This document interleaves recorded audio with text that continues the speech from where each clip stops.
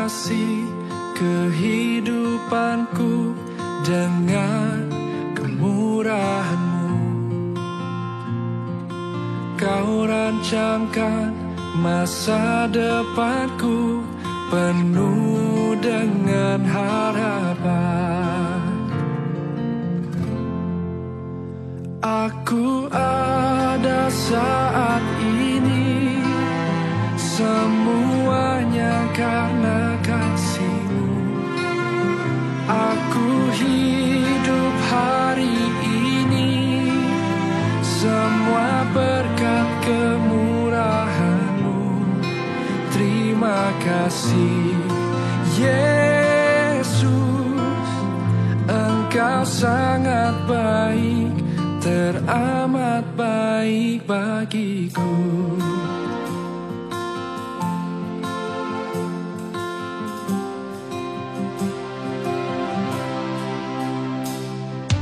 Kau hiasi Shalom Bapak Ibu, selamat hari Minggu.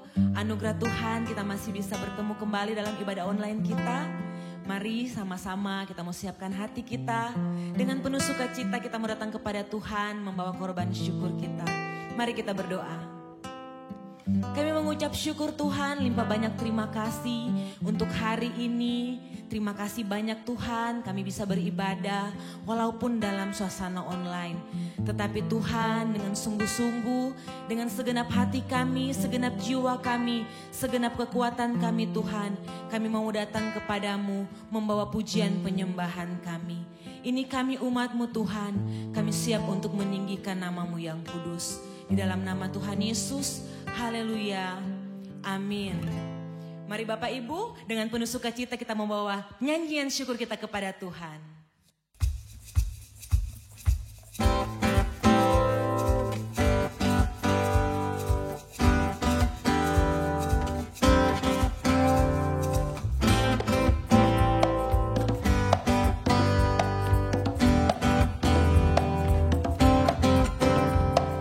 Terima sukacita surga, itulah kekuatan bagi jiwa.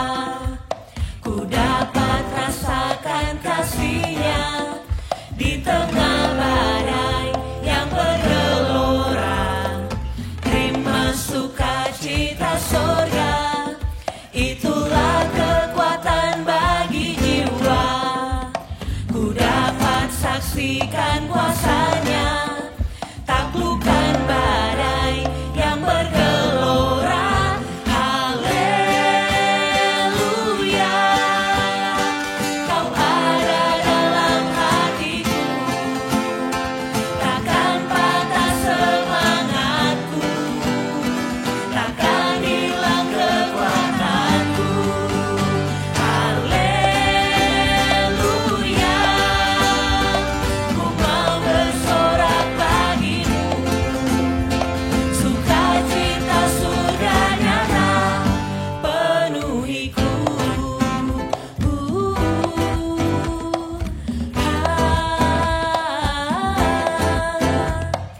Terima sukacita surga, itulah kekuatan bagi jiwa. Ku dapat saksikan kuasa-Nya, taklukkan badai yang bergelora. Haleluya, Kau ada dalam hatiku, takkan patah semangatku, takkan hilang kekuatanku. Haleluya, ku mau bersorak bagimu, sukacita sudah nyata penuhiku.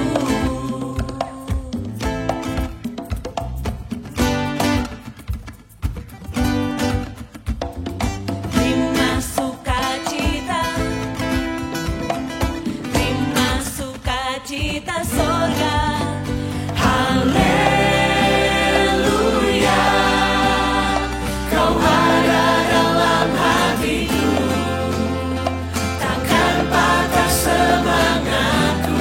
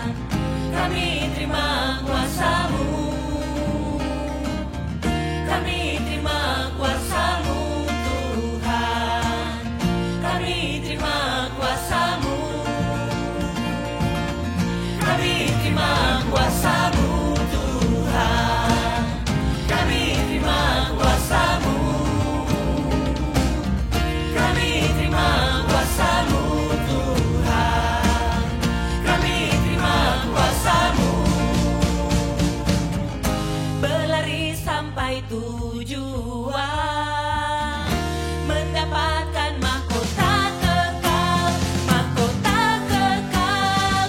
Kami terima kuasa-Mu Tuhan, kami terima kemenangan yang Engkau sediakan, untuk kami bawa di setiap langkah. Dimanapun kami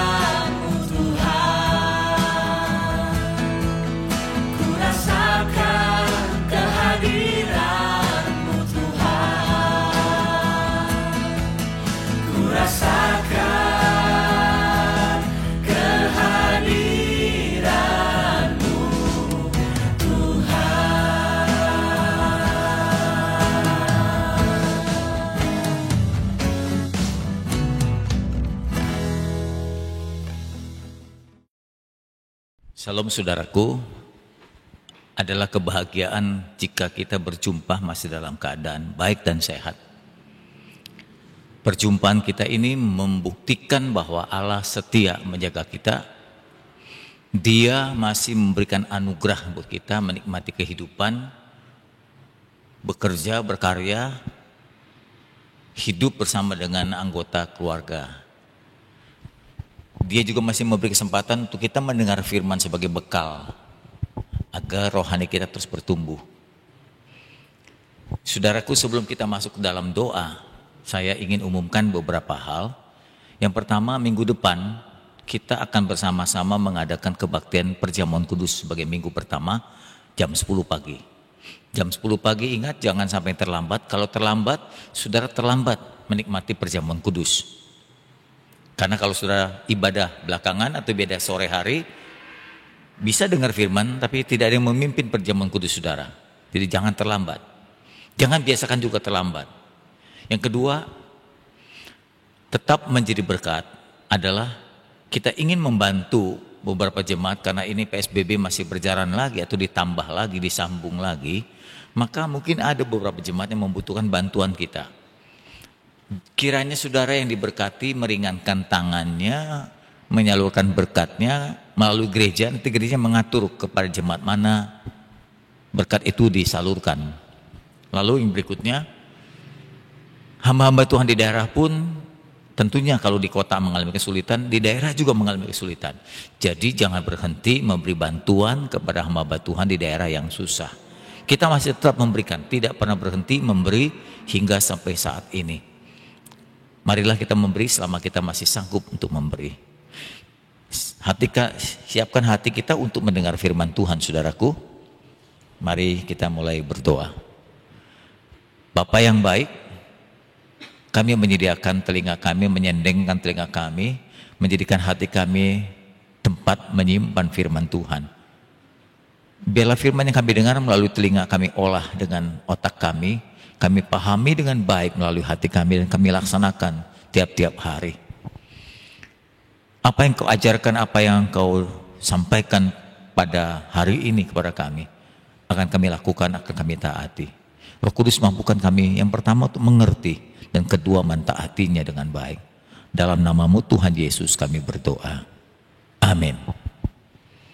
Saudaraku, selamat beribadah. Pada hari ini tema firman Tuhan menyambung firman Tuhan minggu yang lalu.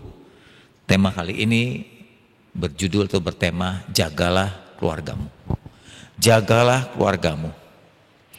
Selain akibat pandemi, kita menjaga kesehatan kita, merawat imun dengan cara tidur yang cukup, makan yang baik, berolahraga ringan dengan rutin, berdoa, dan melakukan 3M, mencuci tangan sesering mungkin, memakai masker yang benar, kemudian menjaga jarak dan hindari kerumunan. Tetapi juga akibat pandemi ini, saudara punya tugas lain, yaitu menjaga keluargamu supaya tetap utuh dan sejahtera. Nah itu yang memang gak gampang, karena situasi sekarang merupakan ujian bagi kita untuk menyanggupi menjaga keluarga kita. Keluarga adalah kesayangan Tuhan, atau dengan kata lain, keluarga itu adalah kerinduan Tuhan. Ide dari Tuhan membentuk keluarga. Tertulis di dalam kitab Kejadian pasal yang kedua ayat 18, firman-Nya berkata begini. Tuhan Allah berfirman, tidak baik kalau manusia itu, kalau laki-laki itu seorang diri saja. Aku akan menjadikan penolong baginya yang sepadan dengan dia. Ketika Tuhan selesai menciptakan alam semesta, Tuhan menciptakan Adam, maka Allah melihat tidak langsung menciptakan Hawa. Dia melihat semua, ya, lalu dia memperhitungkan, dia mempertimbangkan, lalu dia memutuskan. Keputusannya adalah ternyata tidak baik kalau Adam sendiri. Jadi Adam ditidurkan, diambil rusuknya, lalu dibangunlah atau dibuatlah Hawa. Perempuan itu menjadi istri bagi Adam. Jadi istri itu adalah tulangnya dari Adam, dagingnya dari Adam. Kejadian pasal 1 ayat 27-28 mengatakan, Allah menciptakan manusia itu menurut gambarnya, menurut gambar Allah diciptakan laki-laki dan perempuan. Allah memberkati mereka berdua, dan Allah kemudian memberikan perintah firman-Nya, beranak cuculah, menikahlah, berumah tanggalah, beranak cuculah, bertambah banyaklah, penuhi bumi, kelolalah bumi ini ya dengan sebaik-baiknya, dengan cara taklukkan, berkuasa ikan di laut, burung-burung di udara, dan segala binatang yang merayap di bumi. Jadikan bumi ini indah. Itulah kerinduan Tuhan. Nah, di dalam Yohanes, dalam perjanjian lama tadi, sekarang perjanjian baru, Yohanes pasal yang kedua ayat 11, ada tulisan mengatakan begini, hal ini atau kejadian ini dibuat Yesus di Kana di daerah Galilea sebagai yang pertama dari tanda-tandanya, dan dengan itu ia telah menyatakan kemuliaannya di antara murid-muridnya. Nah, murid-muridnya menjadi percaya kepadanya. Apa itu hal ini? Yaitu terjadinya mujizat di Kana. Air berubah jadi anggur, air menjadi air anggur, supaya pernikahan itu, keluarga dibentuk baru itu selamat, tidak dipermalukan ya, atau tidak bubar akibat kekurangan minuman terhormat itu. Mujizat ini dilakukan oleh Yesus yang pertama. Ada yang mengatakan bahwa ini memang betul-betul dari mujizat Yesus waktu ia menyatakan diri sebagai Mesias. Ini yang pertama kali. Ada juga yang menafsirkan ini yang pertama kali dikerjakan oleh Yesus di daerah Galilea dalam sebuah pernikahan. Nah, bagi saya menafsirkan bahwa waktu Yesus menyatakan diri sebagai Mesias, saya melihat bahwa perkeluarga ini atau pernikahan ini menjadi begitu penting di mata dia. Kalau saya perkirakan Yesus merancang, saya ingin melakukan mujizat begitu. Nah, di bagian apa dalam peristiwa apakah mujizat ini harus saya lakukan? Nah, saya mempertimbangkan ke sana, dan ternyata Yesus mengambil keputusan bahwa mujizat pertama dilakukan adalah dalam sebuah pernikahan. Saudaraku, itu artinya apa? Artinya pernikahan atau keluarga kita begitu penting di mata Tuhan. Tuhan sangat menyayangi keluarga kita. Tuhan cinta dengan keluarga kita. Setelah dia ciptakan alam semesta ini, dia isi alam ini dengan keluarga. Jadi jika ada yang berkeluarga, itu adalah hal yang mulia. Jika ada yang tidak terpanggil untuk berkeluarga, itu pun hal yang mulia, dan itu sangat langka. Saudaraku, karena kita tahu bahwa Tuhan menyayangi keluarga kita, sebab itu peliharalah keluarga baik-baik, jaga keluarga kita baik-baik. Seperti yang saya sampaikan khotbah yang lalu, jadikan keluarga kita itu sorga di bumi ini. Ada sorga di seberang sana di Firdaus, mestinya keluarga adalah sorga di bumi ini. Saudaraku, namun sayang, pandemi ini telah menguji banyak keluarga. Pandemi ini menyaring keluarga. Sudah berjalan 7 bulan dan kita belum tahu sampai kapan berakhir. Namun dengan adanya pandemi yang 7 bulan ini dari Maret yang kita rasakan di sini, sudah menelan korban. Ya, yang berjatuhan, sakit sudah puluhan juta. Yang mati itu sudah jutaan. Bukan hanya merenggut nyawa, tapi juga menggoncangkan perekonomian. Sehingga menimbulkan resesi dunia. Indonesia, negara kita juga mengalami hal yang sama. Walaupun mungkin resesi itu tingkatnya berbeda-beda. Timbullah PHK besar-besaran. Jutaan orang di PHK. Menimbulkan kebangkrutan perusahaan-perusahaan besar dan kecil. Menyulitkan sumber nafkah keluarga yang ada. Dan ini menjadi ujian, saudara. Akibat masalah-masalah tadi, di PHK, di pekerjaan, sulit mendapatkan nafkah, nah timbullah masalah. Nah, masalah yang timbul dalam keluarga seringkali dikelola dengan tidak baik. Muncul pertengkaran antar suami istri. Lalu terpancinglah sang suami atau istri dengan tindakan kekerasan. Maka terjadilah KDRT. Akibat KDRT berulang-ulang yang membuat pasangan tidak tahan. Lalu muncullah niat untuk bercerai. Tingkat perceraian keluarga makin bertambah. makin bertambah. Bahkan dikatakan dalam survei beberapa berita yang dapat dipercaya itu hampir 100%, 2 kali lipat perceraian terjadi akibat pandemi ini. Salah satu terjadinya KDRT dan perceraian dalam keluarga adalah katanya banyaknya waktu dalam rumah bersama-sama. Dulu suami bekerja, istri bekerja, kalau ada masalah, maka suami istri ini coba untuk menghindari agar tidak terjadi pertengkaran dengan cara menambah waktu kerja, lembur. Kalau tanya kau belum pulang, ya saya lembur tanpa kerjaan. Nah, setelah pulang sampai di rumah sudah mulai larut malam, tinggal bebersih diri, kemudian tidur. Besok pagi-pagi berangkat lagi ke kantor kerja, sehingga terhindar dari pertengkaran. Sekarang katanya, hal seperti ini tidak bisa dihindari. Pekerjaan sudah di PHK, tidak ada gawe lagi, nggak ada kerjaan lagi. Usaha nggak ada, pekerjaan lain nggak ada. Mau tidak mau, tiap hari bersama dengan istri meributkan hal-hal yang muncul. Akhirnya terjadi KDRT dan gugatan perceraian. Begitu kata mereka.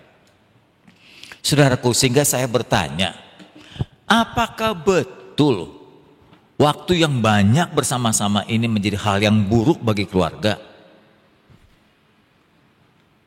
Apakah betul waktu yang banyak bersama dengan keluarga menjadi hal yang buruk begitu? Bukankah seharusnya dengan waktu yang bersama makin menguatkan keluarga kita, makin mendewasakan keluarga kita, makin ada kebersamaan, makin ada kesepakatan. Banyak waktu kita berbicara dengan pasangan kita atau anggota keluarga kita, anak-anak kita, apalagi anak-anak yang sudah dewasa, untuk mencari solusi-solusi dari masalah yang muncul. Bukankah seharusnya begitu? Dulu sebelum pandemi, kita kerja sibuk masing-masing, istri sibuk, suami sibuk, ya mungkin anak dewasa sibuk. Kalau pulang ke rumah timbul masalah, kita berkata, aduh kita kurang waktu ya untuk membahasnya, kita kurang waktu untuk duduk bersama berbicara, kita kurang waktu untuk begini begitu. Sampai-sampai karena kekurangan waktu, saya membaca sebuah ilustrasi tentang seorang anak kecil, bagaimana sibuknya sang ayah. Dia bertanya kepada ayahnya begini, ayah, dia bilang, saya tuh jarang ketemu ayah. Ketika ayah pulang, saya sudah tidur. Ketika saya bangun, ayah sudah pergi kerja. Ayah, dia bilang, bolehkah aku membeli waktumu 1 jam saja dengan uang tabunganku? Nah, ini kan sebuah pertanyaan yang sangat miris di hati. Sedih mendengarnya. Dengan pertanyaan ini membuktikan betapa tidak ada waktunya seorang ayah untuk anaknya. 1 jam saja susah. Sehingga anaknya untuk berjumpa dengan ayah harus membeli waktu ayahnya. Dan ini sangat miris, pertanyaan yang menyedihkan. Hubungan suami istri bisa salah paham dan pecah dulu karena kekurangan waktu. Ya, kekurangan waktu untuk menjelaskan. Baru ngomong sedikit sudah ribut. Nggak ada waktu lagi untuk dijelaskan berikutnya. Karena nggak pernah ketemu. Untuk mendiskusikan hal-hal yang panjang kan butuh waktu panjang. Dulu berkata kurang waktu, sekarang diberikan banyak waktu juga salah. Nah saudara, kalau begitu, ayo gunakan waktu yang ada saat ini. Ketika Tuhan mengizinkan pandemi datang, seperti saya katakan minggu lalu, Tuhan memberi kesempatan kita mengelola dan mendewasakan pernikahan kita. Tuhan memberi kesempatan waktu yang banyak ini untuk kita kelola keluarga kita dengan baik. Mungkin nanti setelah pandemi selesai, kita kembali lagi seperti waktu yang lalu, kekurangan waktu. Tapi kalau waktu sekarang kita gunakan sudah sebaik mungkin, maka nanti kalau pandemi sudah selesai, kita telah membenahi banyak hal dalam keluarga dan pernikahan kita. Pandemi saat ini di mana suami istri banyak berada di rumah, bisa memperkuat pernikahan. Berkumpul bersama dengan anggota keluarga untuk mencari solusi dari masalah-masalah yang muncul. Akibat pandemi ini kita punya waktu untuk berbincang atau merapatkan hal itu dalam keluarga. Umpamanya sebagai contoh, kalau sampai terjadi PHK pada suami, Mungkin istri dan anak-anak bertanya atau mencari solusi. Bagaimana kalau kita membuka usaha yang baru sebagai pengganti dari pekerjaan ayah. Dan itu bisa didiskusikan. Kapan? Jika waktu ada dalam keluarga. Jika konflik datang, jangan cepat-cepat minta cerai. Siapapun tidak yang sempurna, siapapun bisa mengalami konflik, tapi di-manage dengan baik konflik itu, dikelola dengan baik konflik itu. Ingatlah yang pertama, janji nikah saudara. Bukan hanya konflik, ketika Anda sakit, Anda bangkrut, Anda miskin, atau Anda mengalami hal, ingat janji nikah itu yang mengatakan begini, aku berjanji selalu setia dan bertanggung jawab sepenuhnya pada waktu senang atau waktu susah, pada waktu kaya atau tidak kaya, pada waktu sehat atau sakit. Mesti ditambah lagi pada waktu pandemi atau tidak, kan begitu ya mestinya. Aku berjanji mengasihimu, menghormati terus, bukan timbul kekerasan, bukan lakukan KDRT, menghargai, menghormati, selalu hidup bersama dengan rukun dalam banyak waktu atau sedikit waktu. Hanya maut yang bisa memisahkan kita, seperti firmankan oleh Tuhan. Ini janji nikah kita. Berkali-kali saya berkata kepada pengantin-pengantin dan calon pengantin, janji nikah ini dilaminating. Nah, saya tidak bercanda. Lalu ditaruh di atas tempat tidur kita, supaya setiap hari, setiap saat kita punya kesempatan untuk melihat dan membaca. Mungkin saja, kata survei mengatakan, dari 1 dari 4 laki-laki itu lupa dengan janji nikahnya. Gitu ya. Nah, cobalah dengan cara tadi yang saya anjurkan, di eliminating janji nikah itu, ditaruh di tempat tidur, akan mengingatkan sang suami akan janjinya, mengingatkan sang istri akan janjinya. Mari dewasakan pernikahan saudara. Ya. Jika terjadi konflik, kelola dengan baik. Jadi kalau emosi, ayo dikelola. Sabar untuk mengutarakannya. Pelan-pelan, bergiliran, bergantian untuk bicara. Jangan cepat murka.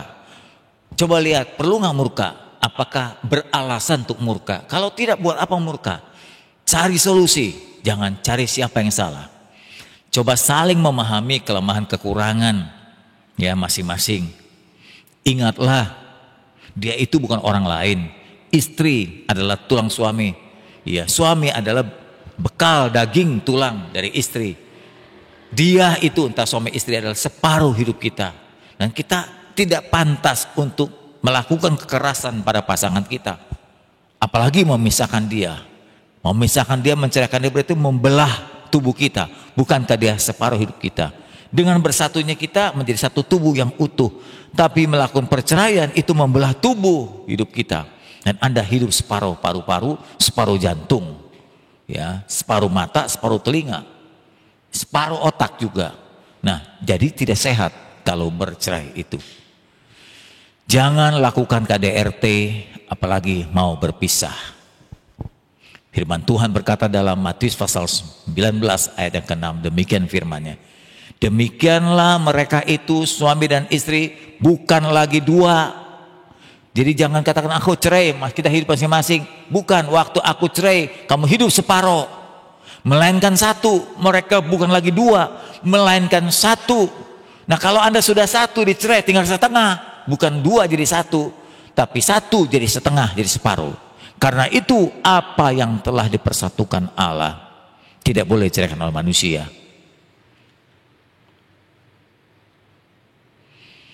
Akhirnya saya ingin sampaikan kepada saudara, coba belajarlah dari 2 pengalaman ini. Saya dapatkan dari 2 tulisan.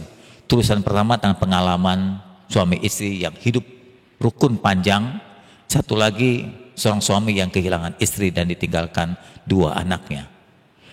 Yang pertama saya ingin cerita. Jadi akhir dari khotbah ini saya ingin sampaikan cerita. Mudah-mudahan cara saya bercerita itu dapat saudara mengerti. Tip atau nasihat pernikahan sampai jelang 50 tahun.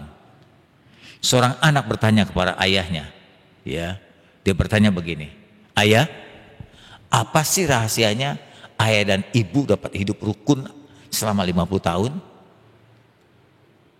Lalu sang ayah menjawab, oh, sebelum menikah ayah dan ibu membuat janji, membuat kesepakatan. Jika ayah marah, Ibu tidak boleh membantah. Nah, ini namanya mengelola konflik, saudara. Cukup ibu ke dapur saja, ya masak dan lain-lain sambil menunggu sampai amarah ayah menjadi reda. Dan yang kedua, jika ibu yang marah, ayah tidak boleh membantah juga, apalagi bikin ribut. Ayah harus pergi ke teras rumah, ke bagian depan teras rumah. Cukup mendengar omelan ibu saja, dan ayah baru dapat kembali ke dalam rumah jika amarah ibu sudah reda. Anaknya menjawab, "Wah ayah, bagus sekali teladan ini. Karena itulah ayah dan ibu dapat bertahan dan rukun hidup sampai sekarang ini." Lalu ayahnya berkata menutup, "Ya nak, dari 50 tahun pernikahan itu, 40 tahun ayah lebih banyak berada di teras rumah." Artinya ayahnya diomelin terus, saudaraku, tapi dia mengalah. Nah, ini kan salah satu mengelola keluarga. Nggak perlu minta cerai, udah tinggal di teras rumah aja sambil istri kita, amarah istri kita berhenti, baru kita masuk. Lalu cerita yang kedua ini sangat mengharukan. Temanya, aku terlambat mencintai istriku. Saya cerita, rumah itu masih ramai setelah pulang dari pemakaman. Kepala sang suami ini masih pusing karena tak bisa menahan tangis melihat jasad terakhir istrinya dimasukkan ke liang lahat. Lalu sang suami berkata, "Aku makin tak bisa menahan air mata saat melihat anak-anak menangis memandangi tanah yang menimbun ibu mereka. Lalu aku diam di pemakaman, mengingat kembali saat istriku masih ada. Aku ingat semua dosaku, kesalahanku, mulutku yang kasar, ketidakpedulianku. Bahkan yang paling aku ingat, membiarkan dia sendirian mengatur tentang keuangan keluarga. Aku pikir saat di pemakaman adalah momen yang paling tersedih yang aku alami sepanjang hidupku. Ternyata itu belum apa-apa. Banyak piluan lain yang membuat hatiku hancur, yaitu putriku yang berusia 5 tahun beberapa kali berlari ke kamar memanggil ibunya. Sepertinya dia lupa kalau ibunya telah tiada. Kemudian dia keluar lagi dengan wajah yang kecewa, tidak menemukan ibunya. Malam berlalu tanpa aku bisa melelapkan mata sedikit pun untuk tidur. Rasanya rumah ini sunyi dan hampa. Hingga tibalah hari yang membuat aku amat sedih, yaitu hari ketika anak-anak mulai masuk sekolah. Pagi itu mereka semua bangun, aku kebingungan, kata sang suami. Anak-anakku juga seperti bingung mau berbuat apa. Biasanya pagi-pagi kami selalu dibangunkan oleh istriku, oleh ibu anak-anakku. Disuruh mandi, disiapkan pakaian, dibuatkan sarapan, dan kami berangkat dalam keadaan rapi dan perut yang sudah kenyang. Hal ini, hari ini, kami hanya terdiam. Aku menyuruh anak-anak melihat makanan di kulkas, tapi yang ada hanya bahan makanan yang mentah. Rumah yang biasanya rapi nampak berantakan. Aku pergi membeli sarapan untuk berempat. Saat membayar aku kaget, uang 50.000 tanpa kembalian. Padahal selama ini aku memberikan uang 50.000 kepada istriku, cukup untuk makan kami sampai malam. Kadang-kadang aku marah-marah kalau dia meminta tambahan uang. Aku bawa sarapan pulang dan anak-anak sudah menunggu di meja makan. Sudah pukul 7.30, biasanya mereka sudah diantar ke sekolah. Semuanya dan diantar istriku berbarengan sementara aku baru pulang beli sarapan. Dalam hatiku, kalau terlambat semoga dimaklumi karena habis kemalangan.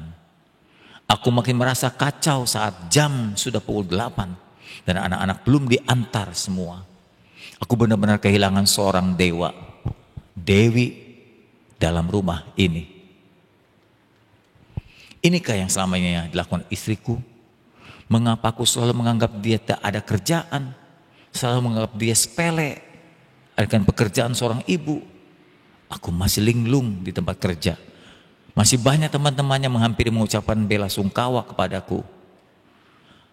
Hingga aku ditelepon oleh wali kelas anakku yang masih TK. Katanya, anak-anak sudah pulang sekolah semua ini, tapi belum ada yang jemput. Aku buru-buru minta izin pergi menjemput anak. Dan jam 12 anakku yang nomor 2 juga pun menelpon. Minta dijemput karena sudah pulang. Selama ini aku tidak tahu jadwal sekolah mereka. Aku hanya bekerja dan tidak peduli dengan itu semua. Anakku yang besar pulang jam 2 siang. Artinya aku harus tak bisa kembali ke tempat kerja. Sampai di sekolah anakku, aku masih melihat di depan sekolah ada bekas darah saat istriku mengalami kecelakaan 3 hari lalu. Kecelakaan ini merenggut nyawanya dan saat menjemput anak sulungku. Sampai di rumah anak-anak nampak kelaparan. Ternyata aku tak tahu bagaimana mengatur waktu sehebat almarhum istriku.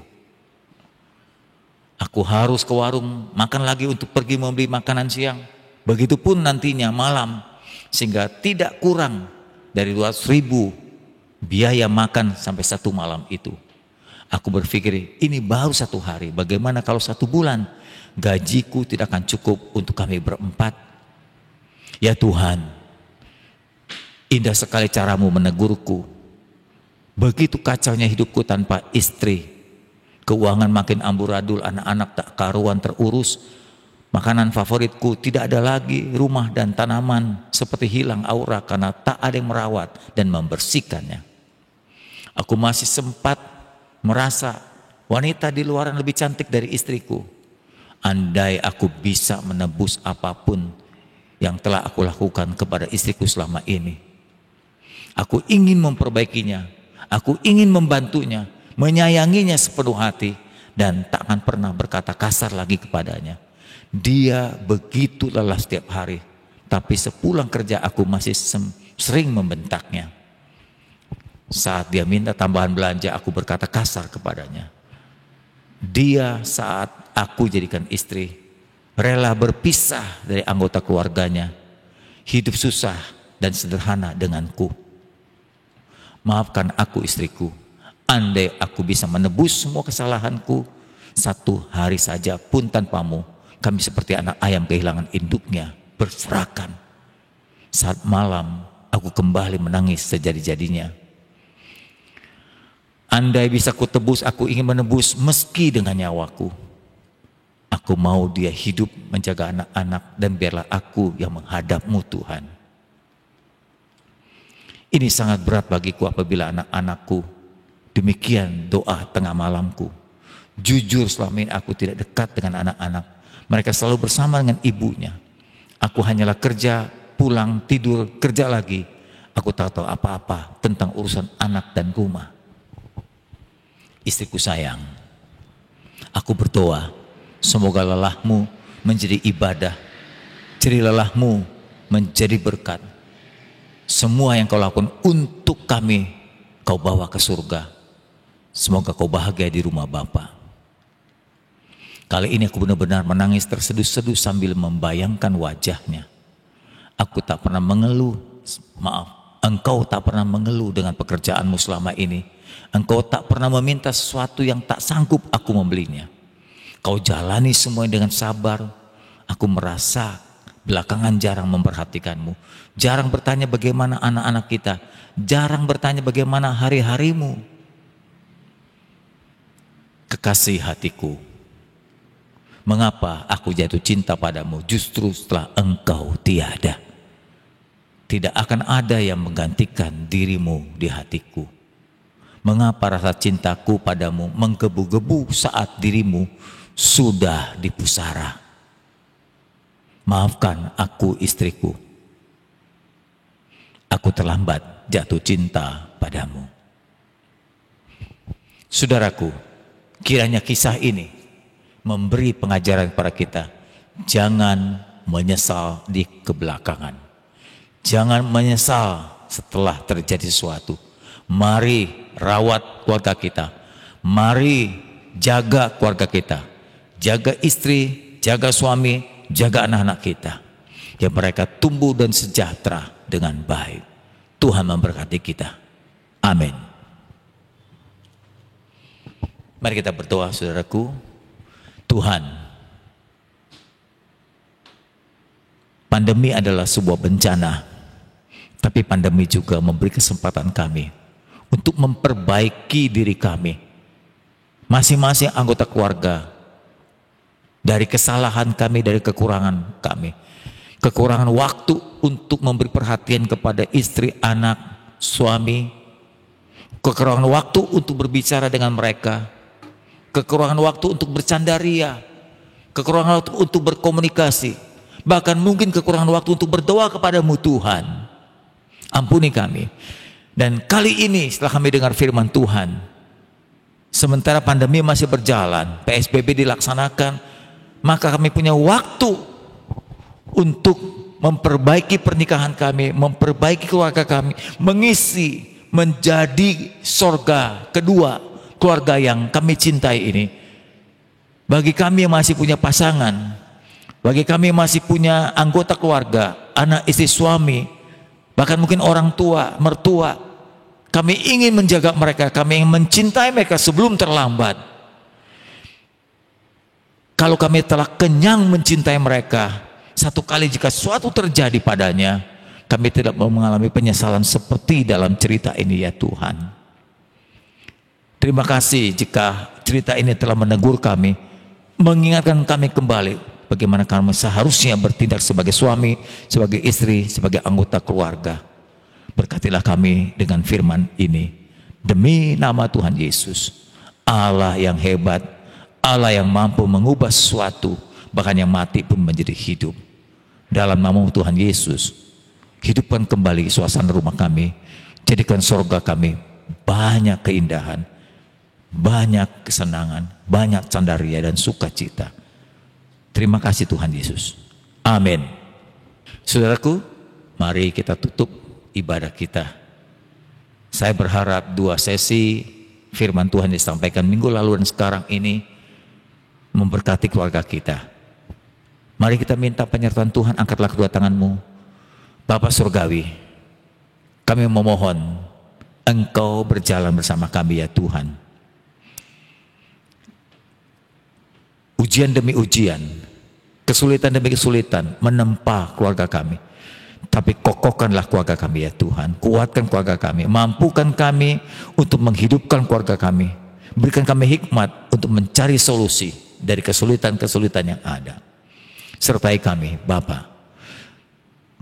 Melalui dan dengan kasih Bapa, cinta Yesus yang tak berubah, yang mencintai keluarga kami sejak awal hingga selama-lamanya, dan topangan kekuatan perlindungan Roh Kudus ada bersama keluarga kami, hidup kami, sekarang dan sampai selama-lamanya.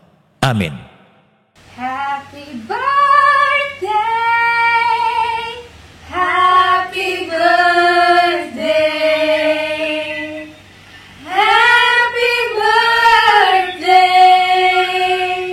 to you. Selamat ulang tahun Bapak Gembala kesayangan kami, Bapak Gembala yang luar biasa, yang begitu mengasihi jemaat, begitu memiliki hati yang besar, hati yang mengasihi kami semua, penuh perhatian. Bapak Gembala yang begitu membimbing kami untuk mengenal kebenaran firman Tuhan, memberikan arahan-arahan bagi kami, dan terlebih selalu mendukung kami di dalam doa, di dalam perhatian yang begitu luar biasa. Kami sekeluarga mengucapkan selamat ulang tahun Om Sam. Selamat ulang tahun Pak Sam. Ini dari Effendi dari jauh. Sudah. Oke. Selamat ulang tahun. Happy birthday. Ya. Selamat ulang tahun. Happy birthday Pak Sam. Oke. Kami mengasihi Bapak. Semoga Bapak senantiasa sehat, senantiasa diberikan Tuhan umur yang panjang, dan terus menjadi saluran berkat Tuhan untuk semua jemaat GBI Kasih Kristus dan semua manusia. Tuhan memberkati. Happy birthday. Happy birthday to you.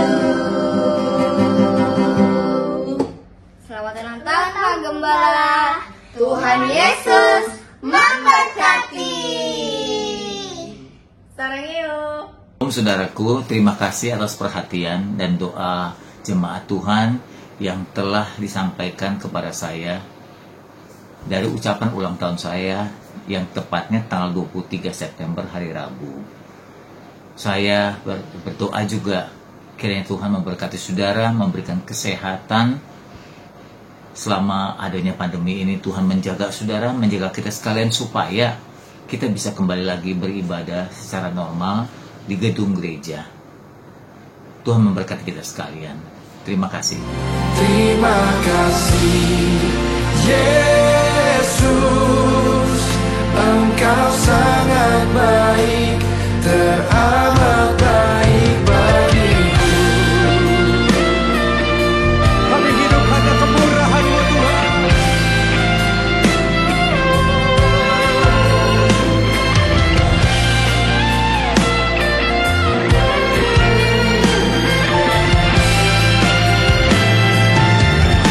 Mari angkat kedua tanganmu, sama-sama katakan. Aku ada saat ini